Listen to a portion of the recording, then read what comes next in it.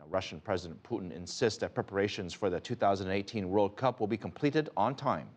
Some Russians, though, are questioning whether the country can handle, let alone afford, another major project, while some don't think it should have it at all. Tom Barton explains.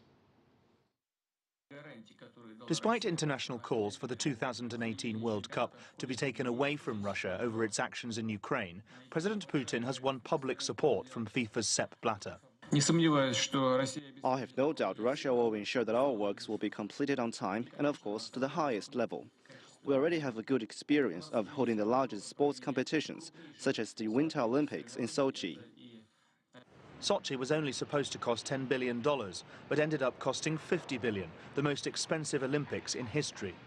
The 90,000-seat Luzhniki Stadium, expected to host the 2018 World Cup final, undergoing a $540 million renovation.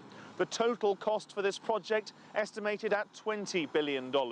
But Russian Prime Minister Dmitry Medvedev has already said it's likely to breach that budget, and critics see the potential of spiraling costs, as was seen with the Sochi Winter Olympics. At the time of the 2009 bid, Russia's World Cup was estimated at $10 billion. Still 3.5 years away, that estimate is already twice that.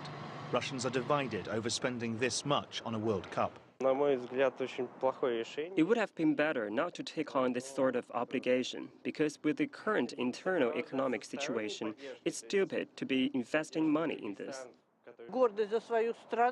To be proud of your country, to show the kids what sort of country they live in, so they do sport after we need to. All good things require big money. By the end of this year, several of our regions will have declared bankruptcy. So it's great to invest money in sport. But with Crimea ours now, patriotism is already high.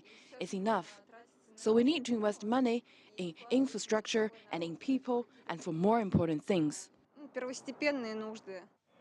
are other problems too. Piara Power, head of FIFA's anti-discrimination task force, has called for President Putin to speak out after a series of racist chants and incidents at football games in Russia, saying this has got to stop. And some have called for the 2018 World Cup bid to be rerun after claims of corruption in the bidding process, which Russia denies. Tom Barton, CCTV, Moscow.